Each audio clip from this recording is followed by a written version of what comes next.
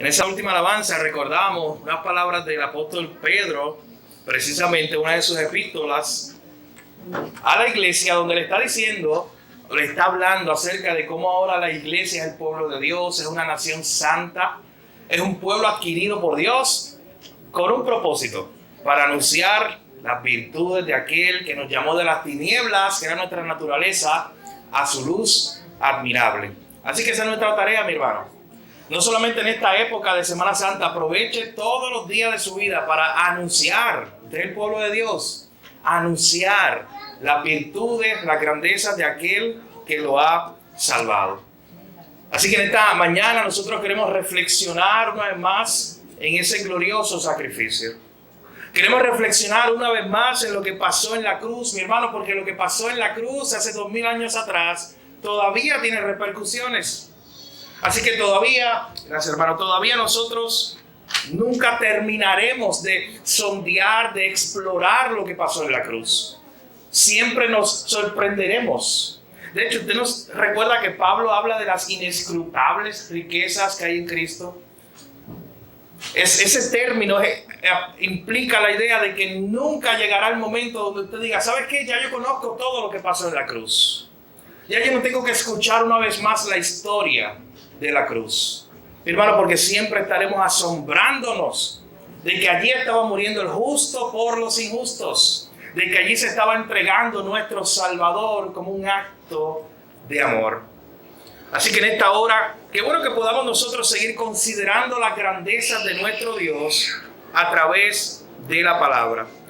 Yo le invito a que me acompañen a Colosenses capítulo 1, versos 15 al 23.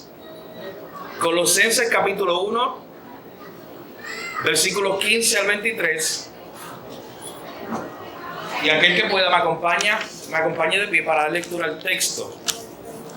Colosenses capítulo 1, versos 15 al 23. Dice así la palabra del Señor. Él es la imagen del Dios invisible, el primogénito de toda creación, porque en Él fueron creadas todas las cosas, las que hay en los cielos y las que hay en la tierra, visibles e invisibles. Sean tronos, sean dominios, sean principados, sean potestades, todo fue creado por medio de Él y para Él. Y Él es antes de todas las cosas, y todas las cosas en Él subsisten. Y Él es la cabeza del cuerpo, que es la iglesia. Él, que es el principio, el primogénito de entre los muertos, para que en todo tenga la preeminencia. Por cuanto agradó al Padre que en Él habitase toda plenitud, y por medio de Él reconciliar consigo todas las cosas, así las que están en la tierra como las que están en los cielos, haciendo la paz mediante la sangre de su cruz. Y a vosotros también, que erais en otro tiempo extraños y enemigos en vuestra mente, haciendo malas obras, ahora os ha reconciliado en su cuerpo de carne, por medio de la muerte, para presentarnos santos y sin manchas e irreprensibles delante de Él. Si en verdad permanecéis fundados y firmes en la fe, y sin moveros de la esperanza del evangelio que habéis oído, el cual se predica en toda la creación que está debajo del cielo, del cual yo, Pablo, fui hecho ministro. Padre, gracias te damos en esta hora por la congregación de los santos, por tu iglesia. Gracias porque podemos venir, Señor, un día más a alabar tu nombre, a recordar la cruz, a recordar lo que pasó, Señor, hace 2000 años y no ser indiferentes a eso. Oh Señor, te pedimos en esta hora que nos des sabiduría, que abra nuestras mentes y nuestros corazones a tu palabra. Enséñanos hoy, te pedimos. Te lo pedimos en el nombre de Jesús. Amén. Mi hermano, hace cerca de 2000 años atrás, un poco antes de que Jesús fuera llevado a la cruz, Él hizo una pregunta a sus discípulos, que es una pregunta muy importante que todavía hay gente tratando de contestarla. Él en una ocasión se dirigió a sus discípulos y les preguntó lo siguiente: ¿quién dice la gente que soy yo? Y los discípulos, cada uno, comenzaron a tratar de responder diciendo a algunos: oye, hay personas que dicen que tú eres Elías, el profeta, que ha venido. Hay otros que dicen que tú eres Juan el Bautista, que ha resucitado. Y así sucesivamente habían varias respuestas que la gente estaba dando acerca de quién era Jesús. Y usted sabe que hoy, 2000 años después, todavía hay muchas personas tratando de contestar esa pregunta. Y hay muchas posibles respuestas que la gente ha dado en relación con quién es Jesús. Está el Jesús revolucionario para algunos. Está el Jesús que se identifica con las causas, con todas las posibles causas del mundo. Está el Jesús amigo simplemente. Está el Jesús filósofo, el Jesús como un maestro moral. ¿Cuántas cosas te puede contestar la gente cuando tú le haces esa pregunta? ¿Quién es Jesús? Pero mi hermano, en la Biblia se nos describe a Jesús como un Salvador suficiente. En la Escritura se nos ha mostrado quién es este Jesús. De hecho, la próxima pregunta que hizo Jesús a sus discípulos, después de decirle en forma general: ¿quién dice la gente que soy yo? La próxima pregunta fue: oye, ¿y ustedes? ¿Quién dicen que soy yo? Así que al final de cuentas, mis hermanos, esa es la pregunta más importante que tú y yo tenemos para considerar. ¿Quién es este Jesús? En esta mañana nosotros, a través de este pasaje de Colosenses, veremos nuestro tema: Jesús como un Salvador incomparable. Jesús como un Salvador suficiente, único, incomparable. En el pasaje que veremos hoy, veremos la supremacía de Jesucristo sobre todas las cosas. Y usted sabe que ese término supremacía lo que significa es superioridad absoluta. No es que vamos a ver a Jesús y lo ponemos al lado de otros ángeles o de otras deidades del mundo antiguo, el mundo pagano. No, mi hermano, no es posible. No es que colocamos a Jesús y al lado colocamos a Mahoma y a Buda para compararlos como si fueran iguales. Mi hermano, lo que se nos presenta en la Escritura, y veremos hoy una vez más, es que Jesús es incomparable. Es que este Salvador nuestro es superior, tiene una superioridad absoluta sobre todas las cosas. Así que en esta mañana veremos cómo el apóstol Pablo le recuerda a los colosenses que aquel que había muerto en la cruz era el mismo que había creado el universo. Que aquel que había muerto en la cruz era el mismo que sostenía el universo con su poder. Así que se nos va a mostrar cómo Jesús es un Salvador incomparable, mis hermanos. En este pasaje, el apóstol Pablo le está escribiendo a una iglesia que él no había fundado. Recuerden, el domingo pasado estuvimos predicando de un pasaje de Colosenses. Y decíamos que la iglesia de Colosas no era una iglesia importante en la ciudad. De hecho, poco después que Pablo escribe esta carta, la ciudad se destruye y nunca más vuelve a ser restaurada. No era una ciudad importante como Éfeso, Filipos, Roma. Pero allí había una iglesia. Allí el evangelio había transformado la sociedad y la cultura. Allí el evangelio estaba salvando vidas. Y el apóstol Pablo le quiere escribir esta carta a esta iglesia que estaba allí, una pequeña iglesia, para que ellos recordaran quién era su Salvador. Mi hermano, cuando se acerca este periodo de Semana Santa, especialmente, muchas personas, aún por cultura, hablan acerca de la cruz, muchas veces sin tener idea de lo que significa la cruz. Pero lo que Pablo quiere hacer aquí es describirle, es como mostrarle un mosaico. Este es tu Salvador, este es Jesús, con todos sus atributos y todas sus glorias. El que murió allí en la cruz, mira a quién es. Así que veremos algunos atributos de Cristo presentados en esta carta a los colosenses. Vea conmigo en primer lugar, nuestro primer punto, los versos 15 al 17. La supremacía de Cristo sobre todo el universo. La supremacía de Cristo sobre toda la creación. Y noten lo que está haciendo Pablo. Esta gente sabía que este mismo Cristo es el que había muerto en la cruz. Este mismo Cristo es el que los romanos habían llevado a una cruz.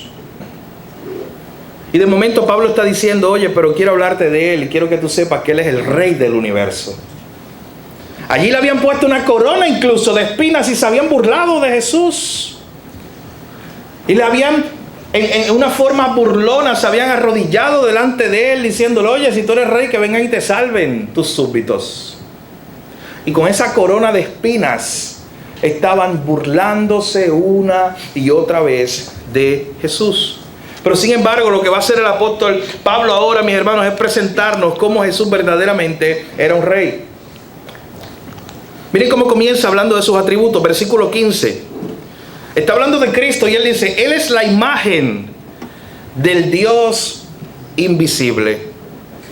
En otras palabras, Cristo, ese que murió en la cruz y resucitó al tercer día. Quiero hablarte más de Él. Es lo que está haciendo Pablo a la iglesia. Y le dice, en primer lugar, quiero recordarte que Él es la imagen del Dios invisible. O sea, en otras palabras, que Cristo nos ha dado a conocer al Padre en su máxima expresión. Cristo es la imagen visible del Dios invisible. Es la imagen exacta. ¿Ustedes recuerdan en alguna ocasión cuando Felipe, uno de los apóstoles, le dijo a Jesús, oye Jesús, muéstranos al Padre y nos basta? Muéstranos al Padre y estaremos tranquilos. ¿Y Jesús qué le dice? Le dice, oye Felipe, ¿cuánto tiempo yo llevo con ustedes ya? Yo y el Padre uno somos. Cristo vino a mostrarnos quién es Dios. Él es la imagen visible del Dios invisible. Así que de esa manera comienza el apóstol Pablo a presentar esta idea para que la iglesia de Colosas tuviera un alto concepto de Jesús. Mi hermano, si algo nosotros necesitamos como iglesia es rescatar eso. Rescatar este concepto de no solamente ver a Jesús, el Jesús chuito. Este concepto de mi amigo, mi pana y nada más. Mi hermano, cuando Pablo, usted vea conmigo en esta mañana lo que está haciendo, está presentando a Jesús como el Rey del universo.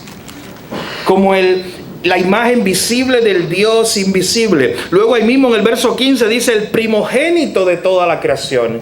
¿Y usted sabe lo que eso implica? Es que Él ya existía antes de que todas las cosas fueron creadas. De hecho, Él fue el creador, como veremos en el verso próximo, en el verso 16. Él es supremo sobre toda la creación. Todo está sujeto a Él. Es lo que está diciendo el apóstol Pablo. Mi hermano, y esto es impresionante cuando vemos la figura de Jesús. ¿Cómo que esta es la imagen visible del Dios invisible? ¿Cómo que Él es el que está por encima de toda la creación y toda la creación está sujeta a Él? Verso 16 nos dice que en Él fueron creadas todas las cosas. Las que hay en los cielos, las que hay en la tierra, las cosas visibles, las cosas invisibles. Sean tronos, dominios, principados, potestades. Escuche bien lo que dice el verso 16. Todo fue creado por medio de Él y para Él. Todo fue creado por medio de aquel que estuvo en la cruz y para aquel que estuvo en la cruz. Quiero que vean la imagen. Porque muchas veces, mi hermano, vemos esa imagen de Jesús distorsionada. Y no vemos el Jesús completo con todo su poder y toda su autoridad. Él es el creador de todas las cosas, pero no solamente eso. Vean qué impresionante el próximo versículo, el verso 17. Dice, y Él es antes de todas las cosas y todas las cosas en Él subsisten. Hay otra traducción que dice, y todas las cosas en Él se mantienen juntas. En otras palabras, otra traducción dice, Él es el que sostiene todas las cosas. Así que mi hermano, imagínate a Pablo diciéndole a esta iglesia que ese Cristo que murió allí en la cruz es también aquel por medio del cual se crearon todas las cosas, aquel que sustenta todas las cosas con su poder. Y pensando en esto, tú te imaginas entonces a ese mismo Jesús, la encarnación, cómo eso se nos escapa de nuestra mente tan finita. El Dios del universo, el creador, el que sostiene todo el mundo, estaba allí arropado en un pesebre. Esa es la gloria de la encarnación, lo que se nos pasa de nuestra mente y a veces ni lo entendemos. Él mismo estaba humillándose, Él mismo estaba tomando nuestra forma. Así que la idea de Pablo aquí es presentarle a esta iglesia un cuadro acerca de cuál es o quién es Jesús, su Salvador. Él dice, Él es la imagen del Dios invisible, Él es el primogénito de toda la creación, el que está por encima de toda la creación, porque todo fue creado por medio de Él y para Él. El universo entero. Noten que el apóstol Pablo no quiere dejar nada fuera de su dominio. ¿Usted sabe por qué el apóstol Pablo es tan detallista diciendo todo lo que hay en los cielos, todo lo que hay en la tierra, todo lo visible e invisible. Oye, Él quiere cubrir todo, toda la realidad. ¿Usted sabe por qué? Porque si hay algo que está fuera de esta definición, significa entonces que Cristo es creador, dueño, Señor sobre todas las cosas, excepto aquello que está fuera de su dominio. Mi hermano, el Salvador que usted y yo tenemos tiene un dominio pleno y completo del universo. Este pasaje nos está diciendo que no hay nada que esté fuera de su control. Oye, ¿entienden mejor ahora entonces esa escena de la cruz? ¿No te impresiona más esa escena de la cruz, recordando que aquel que sostiene el universo estaba allí colgando en un madero, Él pudiendo en cualquier momento con una palabra cambiar esa escena? Él podía hacerlo, el dueño del universo. Todo fue creado por medio de Él y para Él. Él tiene autoridad sobre tronos, dominios, principados. Todos los poderes del mundo están bajo su autoridad. De hecho, hubo un momento que Él se lo tuvo que recordar a Pilato. ¿Se acuerdan de eso? Cuando Él está delante de Pilato y Pilato le dice, oh, tú no sabes que yo tengo... Contéstame la pregunta. ¿Tú no sabes que yo tengo autoridad sobre ti, Jesús? Y Jesús le dice, oye, recuerda algo, que toda autoridad que tú tienes te ha sido dada de arriba. Y Jesús en ese momento, Él podía mandar legiones de ángeles. Pero mi hermano, Él estaba allí humillado, con un propósito, con un plan de ir a la cruz. Pero es el Señor del universo. Mi hermano, y piense por un momento, trate de meditar en esto. Mientras Jesús estaba allí en la cruz, Él seguía haciendo esto. El Señor del universo. Mientras Jesús estaba allí en la cruz, el universo no estaba descontrolado. Él seguía teniendo el control total de todas las cosas. El versículo 17 nos dice que Él es antes de todas las cosas y todas las cosas en Él se sostienen. Mi hermano, en esta mañana un buen recordatorio para usted y para mí es que si Jesús sostiene el universo, yo puedo confiar en que sostiene mi vida. En que si Él sostiene el universo con su poder y el universo no se deshace, porque Él tiene control. De hecho, la idea del término es que Él mantiene el universo unido. Si hay un segundo, mi hermano, si hay una milésima de segundo que Jesús deja de ejercer su dominio sobre el universo deja de existir. Pero dice que Él tiene el dominio pleno, el dominio total. No hay un día en el cual el Señor no reclame su soberanía sobre todas las cosas. Y usted tiene que empezar a ver su vida, las situaciones que le ocurren, las pruebas que llegan a su vida, a la luz de esta realidad. Mi hermano, su Salvador no fue el carpintero de Nazaret que los romanos mataron y lo dejaron allí en una tumba. Su Salvador y el mío es el Rey del universo. Y eso, mi hermano, a nosotros nos debe dar esperanza. Eso debe cambiar todo. Pablo quiere que la iglesia en Colosa vea a Jesús en toda su majestad, en todo su esplendor. Así que lo primero que vemos aquí es la supremacía de Cristo sobre todo el universo. El Señor es soberano sobre la creación, sobre cada aspecto de nuestra vida. Pero en segundo lugar, vea conmigo los versos 18 al 20. No solo el Señor es supremo sobre todo el universo, sino que se nos muestra en los versos 18 al 20 la supremacía de Jesús sobre su iglesia, sobre los redimidos. Mire lo que dice el verso 18, la primera parte. Y Él, hablando de Cristo, es la cabeza del cuerpo que es la iglesia. Él es la cabeza del cuerpo que es la iglesia. Mi hermano, se nos muestra aquí que Él es la autoridad máxima, no solo del universo, sino que Él es la autoridad máxima de su iglesia, aquella que Él compró. Pero hermano, en la iglesia no hay una autoridad máxima que la de Jesús. Dice que Él es la cabeza, el que está por encima de todo. Y nos dice luego ese mismo verso 18, Él que es el principio, el primogénito de los muertos, para que en todo tenga la preeminencia, para que siempre sea el primero, el que esté por encima de todos. ¿Usted sabe lo que significa esa última frase que dice que Él es el primogénito de entre los muertos? Lo que significa que Él es el primero que resucitó para nunca más morir nuevamente. Él es el primero que resucitó con ese cuerpo glorioso que se nos ha prometido a ti y a mí, aquellos que estamos en Cristo. Y luego ese mismo verso 18, Pablo sigue hablando de Jesús. Noten que es atributo tras atributo que él está presentando acerca de Jesús. Y luego dice, para que en todo tenga la preeminencia. Para recordar que Cristo está por encima de todas las cosas y que no hay algo por encima de Él.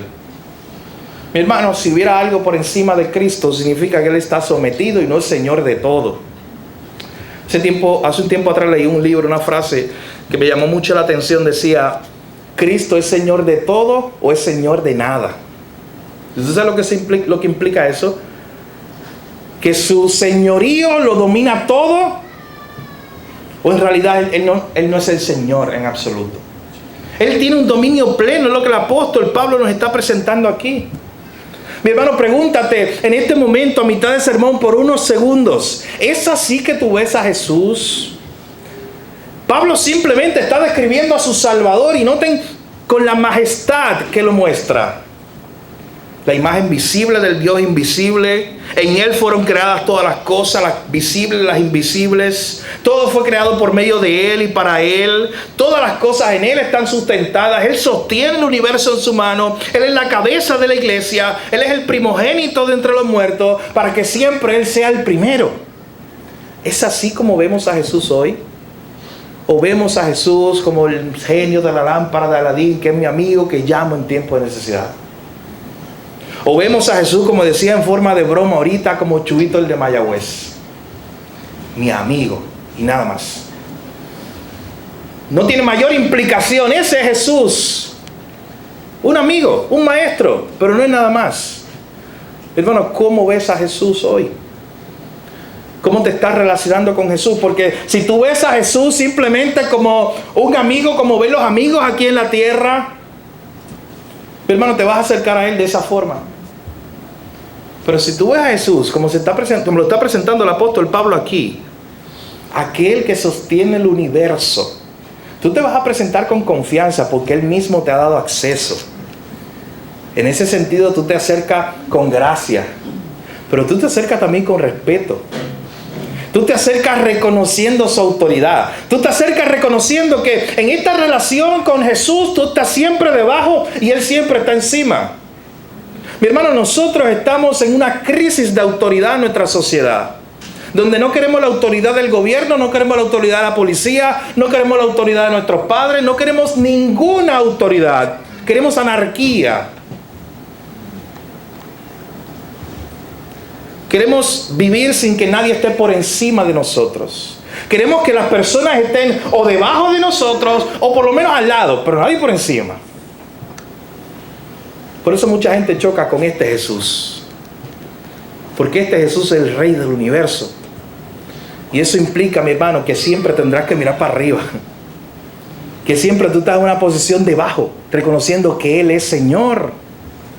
Y lo más impresionante entonces, al saber que Él es el Señor del universo, el que Él haya pensado en ti, mi hermano, el que haya tenido la oportunidad, o que tú hoy tengas la oportunidad de relacionarte con Él, de que no es un Dios lejano, de que es el Señor del universo, pero tú puedes acercarte a Él porque Él mismo abrió el camino, porque Él vino a nosotros para abrir el camino, porque no había forma de que tú y yo, con nuestra mayor sabiduría, con nuestros mejores recursos, nos acercáramos a Él.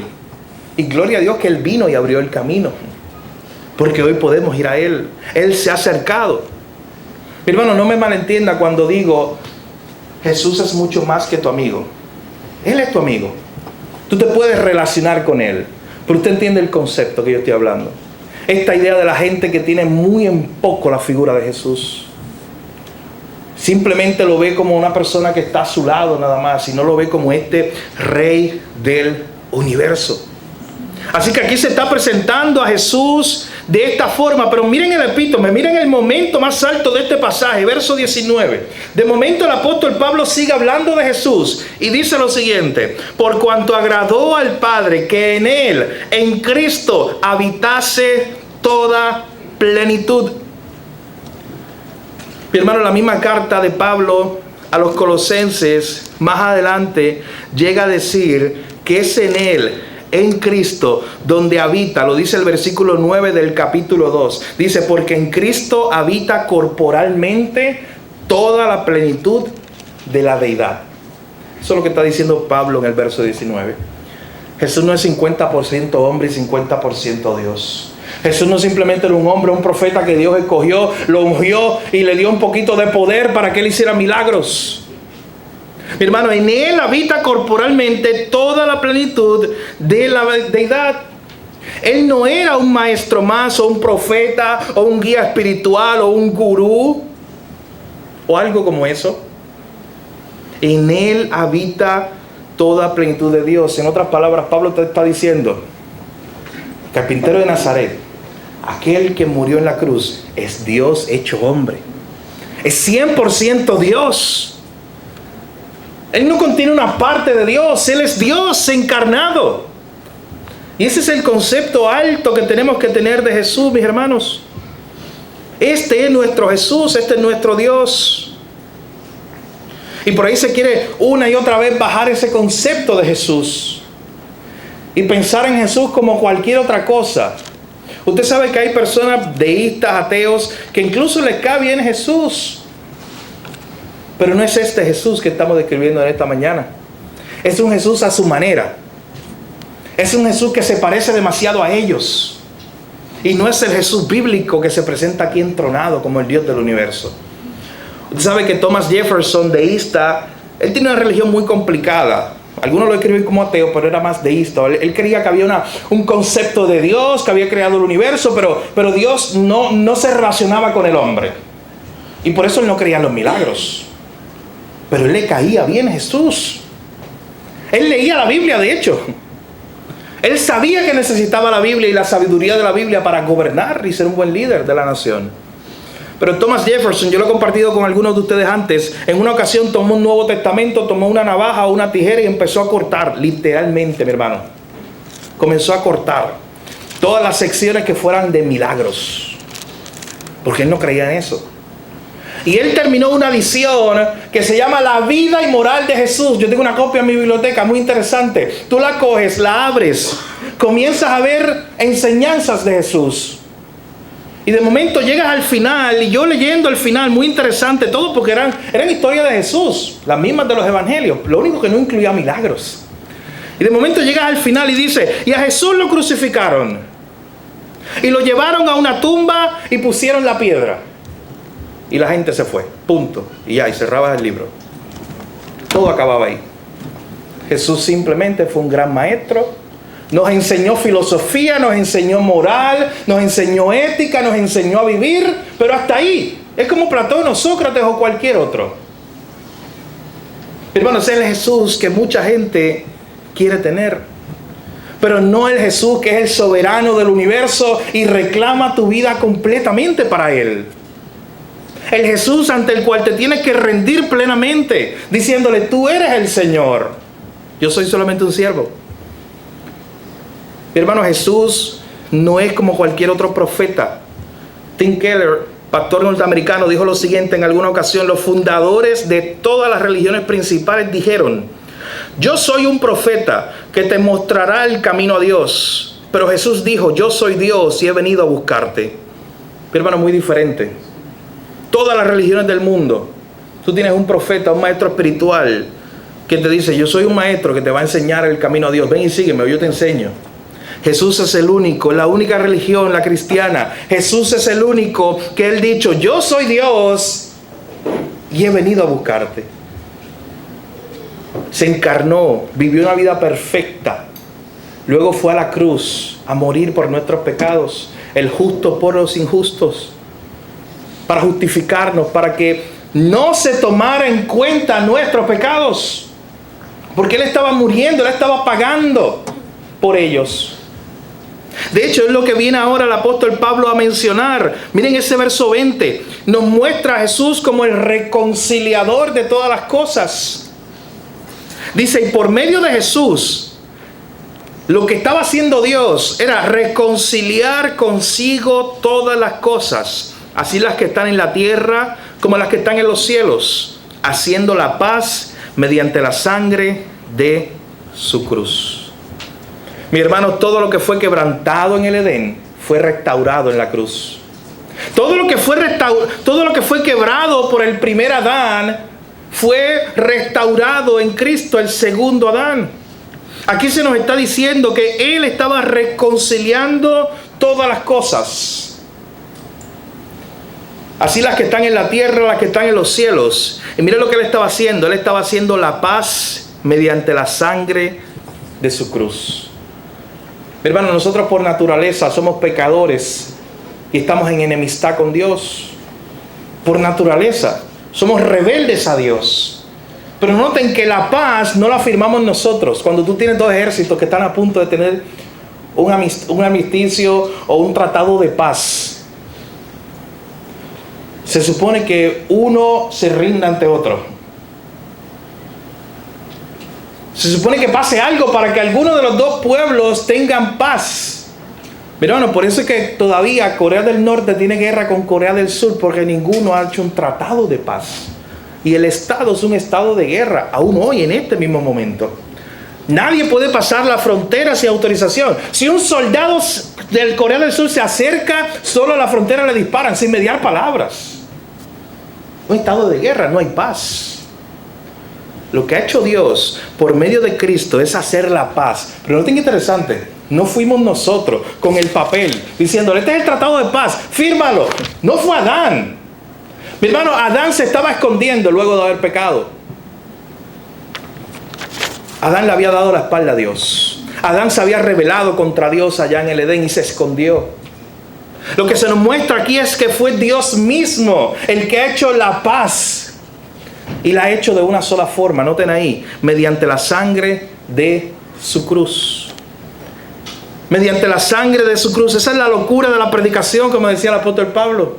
Que a través de la cruz, de ese sacrificio, se estaba trayendo la paz entre un Dios santo y un hombre pecador. Mi hermano, la cruz es evidencia de que Dios ha traído paz. La cruz es evidencia de que estamos reconciliados con el Padre. La cruz es evidencia de que nuestro problema más grande ya fue resuelto en la cruz. Así que cada vez que recuerda la cruz, recuerda eso. Nuestro problema más grande ya fue resuelto allí. De hecho, el mismo apóstol Pablo, hablándole a la iglesia, le dice en el próximo capítulo, el capítulo 2 de esta carta a los Colosenses, escuchen bien como el apóstol le dice en el verso 14 y 15, lo que hizo allí Cristo en la cruz fue lo siguiente: Él estaba anulando el acta de los decretos que había contra nosotros, que nos era contraria, quitándola de en medio y clavándola en la cruz. ¿Usted sabe a lo que se refiere el apóstol Pablo aquí, el acta de los decretos? Es que cuando moría un malhechor, moría con un título, ese que está ahí arriba. El título que le pusieron a Jesús, ese famoso INRI, es Jesús Nazarenus Rex Judío, Jesús Nazareno, el rey de los judíos, porque esa era la acusación contra él. Que él decía que era el rey de los judíos, y los romanos no soportaban eso, una sublevación. Así que mataron a Jesús y le pusieron ese título. Esa es la acusación. Tú estás muriendo y estás pagando por este acto de rebeldía. Y allá arriba te ponían el título. Las personas que estaban crucificados a los lados de Jesús, cada uno tenía un cartelito como ese que decía: tal persona está muriendo o está siendo llevado a la cruz por esto y por esto. Está pagando esto. Pablo dice: el acta de los decretos que había contra nosotros.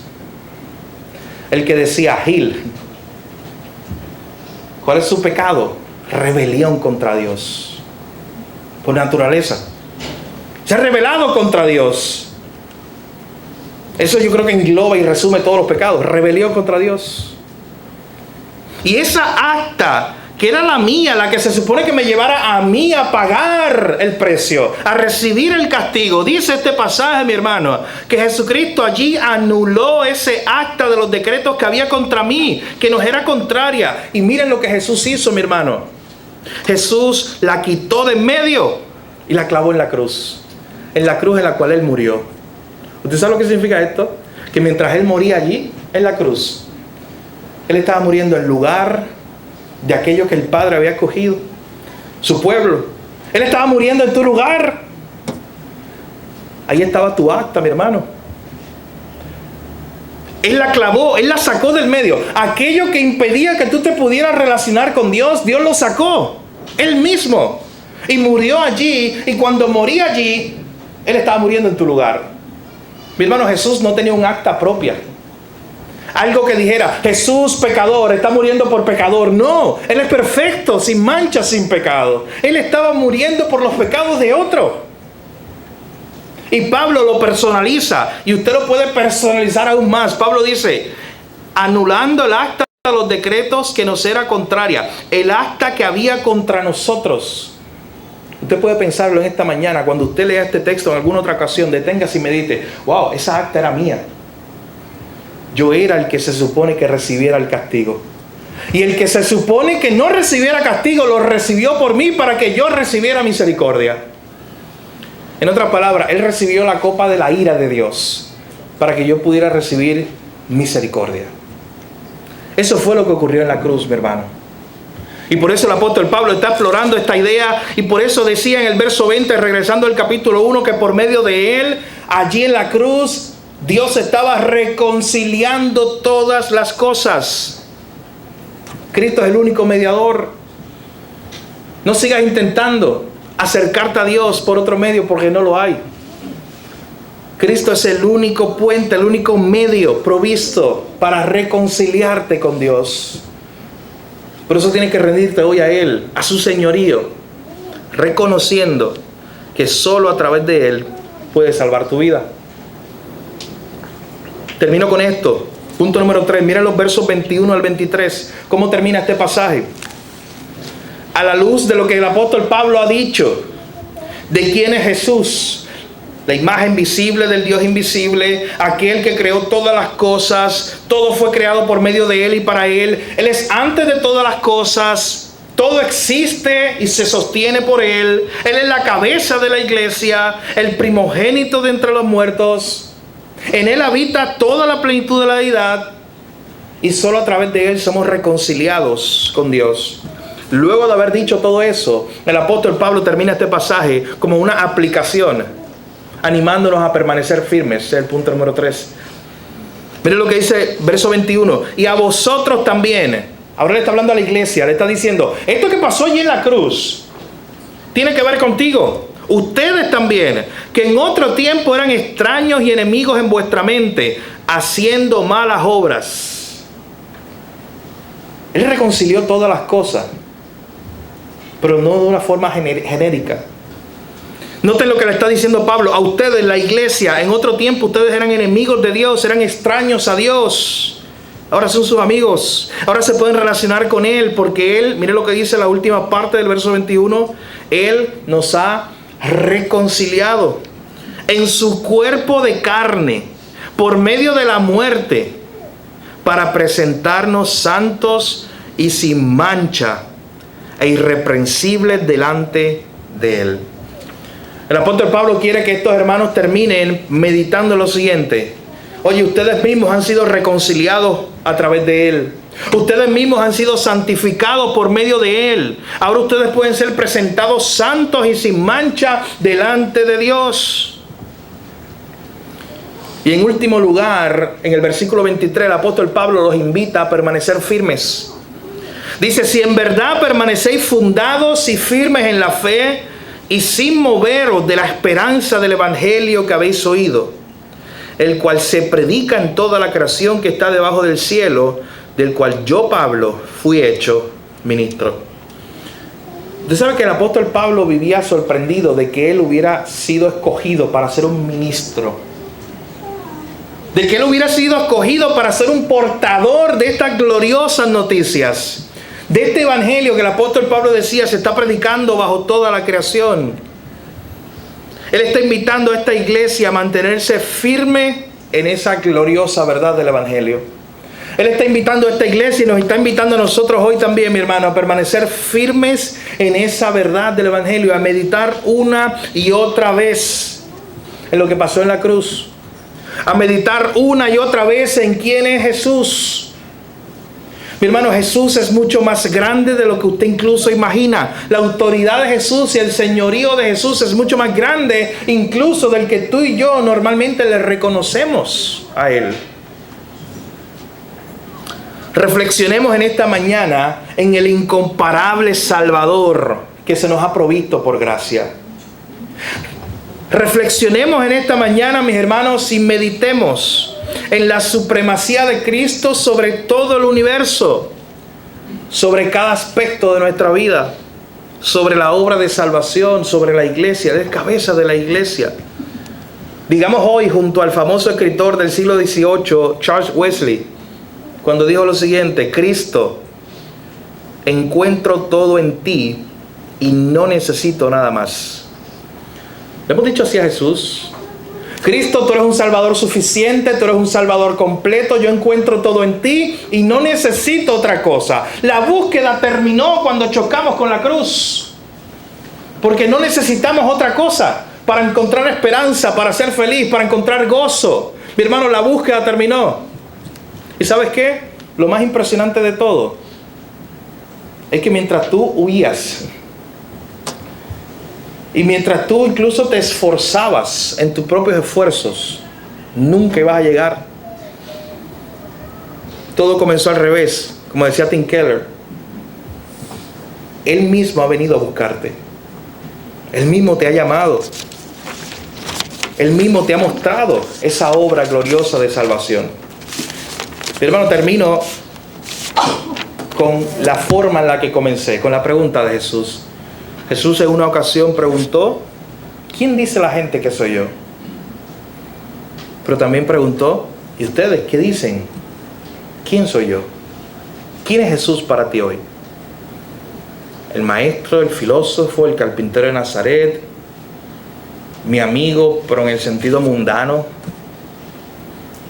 El que está a la par conmigo, la lámpara de Aladín, el genio, el que me ayuda allá, el 911 para mis tiempos difíciles. ¿Quién es Jesús? O Jesús es el Señor del universo, creador de todas las cosas, como hemos recordado hoy.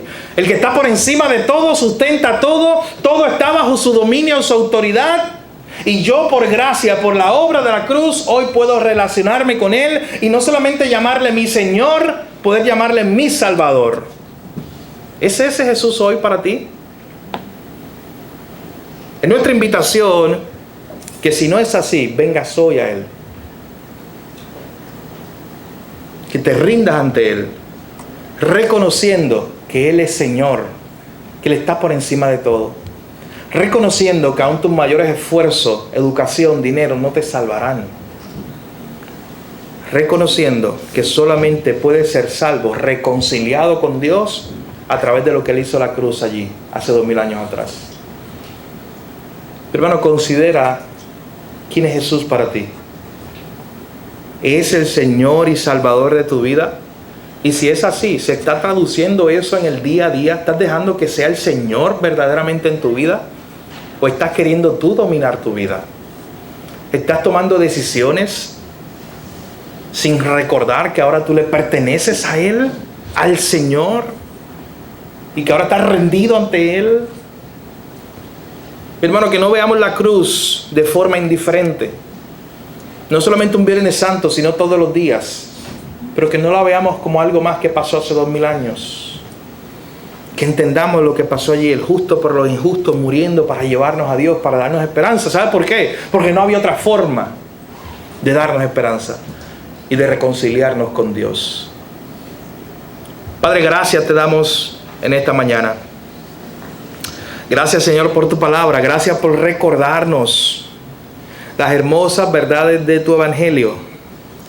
Gracias, Señor, porque hemos visto junto al apóstol Pablo cuando le quería recordar a esta iglesia quién era verdaderamente Jesús. Señor, perdónanos porque muchas veces tenemos conceptos erróneos acerca de ti. Porque muchas veces no reconocemos tu autoridad plena en nuestra vida. Señor, hoy hemos recordado una vez más que todas las cosas en el universo existen por ti y para ti. Hemos recordado una vez más que tú eres el que sostienes el universo con tu poder y que si tú dejaras por una milésima de segundo de ejercer esa autoridad, el universo deja de existir. Señor, pero así como el universo está en tus manos, qué bendición saber, qué paz para nuestros corazones hoy puede ser el saber que nuestras vidas también están en tus manos. Gracias, Señor, porque a través de la cruz nos reconciliaste. Gracias porque ese acta de decretos que nos era contraria, que estaba en el medio, que estaba estorbando, tú la quitaste del medio. Tú la clavaste en la cruz diciendo que allí estaba muriendo nuestro lugar, tomando nuestro lugar. Señor, éramos nosotros los que se supone recibiéramos el castigo, la ira de Dios por nuestro pecado. Oh Señor, tú no tenías pecado, sin mancha, el cordero inmolado, pero allí fuiste clavado en la cruz. Allí recibiste la ira de Dios para que nosotros recibiéramos la misericordia. Oh Señor, que no tengamos en poco ese gran acto de gracia y amor. Que todos los días de nuestra vida vivamos agradecidos con lo que pasó en la cruz. Que todos los días vivamos con un concepto correcto de quién es nuestro Señor y Salvador. Jesús, el Rey soberano del universo, del cual no se le escapa nada, Señor. Gracias te damos en esta hora, Señor, por tu palabra. En tu nombre oramos, Jesús. Amén. Amén. Hermano, que el Señor nos ayude a vivir bajo su autoridad, a vivir bajo su señorío. Que el Señor nos ayude a todos los días recordar lo que pasó en la cruz y no ser indiferente a eso.